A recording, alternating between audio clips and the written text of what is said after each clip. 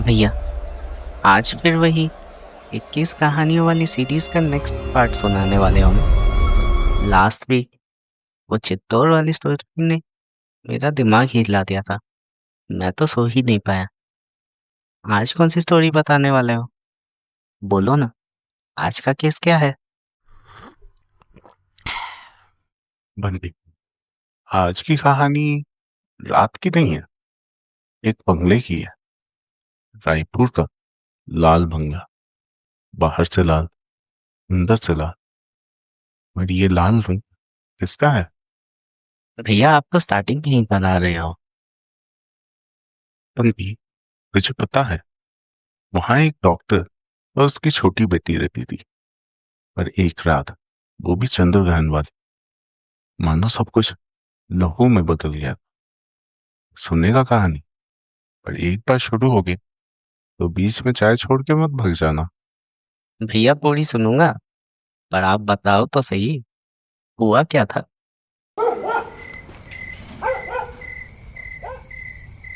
रायपुर के पुराने एरिया में सिविल लाइन के पास एक बंगलो है। पेंट उतर चुका है, लोहा जंग से लाल हो चुका है।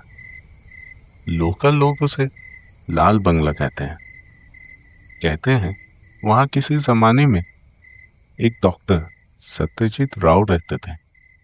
वो एक सर्जन थे, जिनकी बेटी मीरा छोटी सी उम्र में मर गई थी। उसके बाद से वो बंगला बंद है। मैं न्यूज़पेपर के काम से रायपुर गया था। फिर एक चंद्रग्रहण वाली रात मैंने सोचा, चलो उस जगह को देख ही लेते हैं। मुझे किसी ने बताया था कि हर ग्रहण के वक्त वहां से एक छोटी लड़की की रोने की आवाज सुनाई देती है। रात के तब 10 बज रहे थे। पूरा चांद मानो लाल पड़ गया था। मेन गेट के सामने मैं खड़ा था। दीवार पे लिखा था, डॉक्टर सत्यजीत राव, एमडी। उस बोर्ड पे मकड़ी ने जाले बना लिए थे। हवा में मानो एक सड़ी हुई मिट्टी की बू आ रही हो। मैं अंदर गया। टॉर्च और रिकॉर्डर तो साथ ही रहता है, और साथ में वो लकी पेन। अंदर जाते ही एक डायरी मिली, 10 से भरी हुई थी। कवर पे लिखा था, फॉर मीरा। मेन पेज खोला। हैंड राइटिंग थोड़ी हिली हुई थी। आखिरी लाइन एक अजीब सी लिखी हुई थी, आज रात कुछ होने वाला है। अगर मैं फेल हुआ तो मैं भी उसके साथ चला जाऊंगा। उस शांत माहौल में और उस डायरी को पकड़े हुए मुझे डर से ऐसा लगने लगा मानो मेरा गला सूख रहा हो। घर इतना खामोश था कि मुझे अपनी सांस की आवाज भी सुनाई दे रही थी। स्टेयरकेस के पास वार्डरोब खुला हुआ मिला। अंधेरा और गहरा रहा था, जैसे उसके अंदर कुछ जीता जागता हो। फिर एक आवाज आई, बहुत ही धीमी सी, पर मानो किसी बच्चे की हो। पापा, मत जाओ। मैं तो मानो वहां जम ही गया था। रिकॉर्डर ऑन था। मैं बोला, कोई है वहां? पर जवाब सिर्फ हवा ने दिया। एक हल्की सी ठंडी सी हवा, जैसे कोई मेरे कान के पास से गुजरा हो। मैं डायरी को अपने बैग में रख दिया और अंदर बढ़ता चला गया। फ्लोर बोर्ड में कदमों के नीचे राहत की आवाज आ रही थी, जैसे किसी को यह पसंद नहीं कि मैं यहां रहूं। मैं धीरे धीरे ड्राइंग रूम तक पहुंचा। एक फोटो फ्रेम लटका हुआ था। डॉक्टर, उसकी लड़की और एक औरत, तीनों मुस्कुरा रहे थे। नीचे लिखा था, फैमिली इज क्योर। लेकिन उस फ्रेम के ग्लास के अंदर एक लाल दाग था, मानो उंगली से बनाया गया हो, जैसे किसी ने खून से कुछ लिख दिया हो। मैं थोड़ा सा झुका टॉर्च उसमें मारी और देखा वो दाग मानो हल्का सा हिल रहा था, जैसे फोटो के अंदर से कोई हाथ उस पे पड़ रहा हो। उस पल मेरी रीढ़ की हड्डी तक ठंड दौड़ सी गई। तभी ऊपर से एक आवाज आई, हल्की सी चीख पर स्पष्ट। मैं धीरे धीरे सीढ़ियों से चढ़ने लगा। हर कदम के साथ ऐसा लग रहा था जैसे कोई मेरे पीछे चल रहा था। तभी मुझे लगा जैसे किसी ने मेरे कंधे पे हाथ रख दिया हो।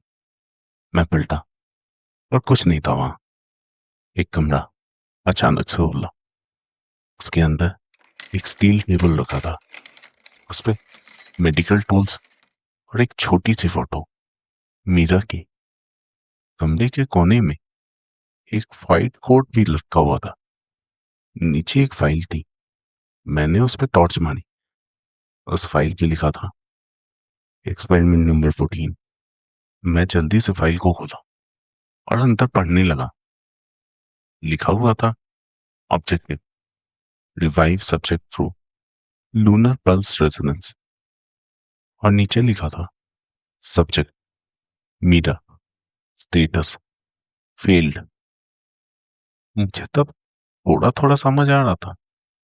डॉक्टर ने शायद अपनी बेटी को जिंदा करने के लिए कोई रिचुअल या एक्सपेरिमेंट किया था, वो भी चंद्र ग्रहण के सहारे। और शायद वही उसके विनाश का कारण बना। मेरे रिकॉर्डर में अचानक से स्टैटिक आवाज आने लगी। तभी एक आवाज आई, क्या सच तुमने आए हो? मैं पलटा और कोई नहीं था। पर मेरे सामने एक मिरर था और मिरर में एक रिफ्लेक्शन दिख रहा था, एक आदमी का, वो भी वाइट कोट में। गले में लाल सा दाग था, आंखें भी लाल रंग से चल रही थी। उसने हाथ उठाया और मिरर पे लिख दिया, लाल ही इलाज है। मैं पीछे हटा। आईना टूट गया। हर तरफ लाल रंग मानो छिड़क गया, पर मेरे हाथ पे कोई खून नहीं था। पर स्मेल, स्मेल खून की थी, एकदम आयरन जैसी, वो भी फ्रेश। मैं कॉरिडोर से भागकर नीचे आया, पर घर का दरवाजा बंद था। बाहर जाने की हर कोशिश की, पर कोई फायदा नहीं। लगता था जैसे पूरा बंगला मुझे निकलने की कोशिश कर रहा है। मैं चिल्लाया, डॉक्टर राव, मैं यहाँ सिर्फ सच ढूंढने आया हूँ। तभी मानो बंगला हिल सा गया। वार्डरोब अपने आप खुल गई। उसके अंदर से एक परछाई, एक साया सा सादे कोट में बाहर निकला। उसका गला कटा हुआ था, आंखें सूखी और लाल। उसने एक अजीब सी आवाज में कुछ कहा, जो सच छुपाए उसका अंजाम वो खुद भुगतेगा। मैं पीछे हटा और वो अचानक से मेरे पास आ गया। उसका हाथ मेरे सीने पे था, जैसे मेरा दिल ढूंढ रहा हो। मुझे लगा मेरी सांसें रुक गई। मैं बस एक ही बात कह पा रहा हूं, मैं झूठ नहीं लिखता।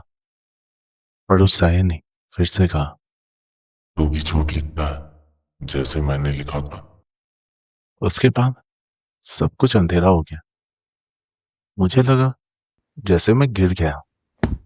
रिकॉर्डर में कोई मंत्र सा बजने लगा।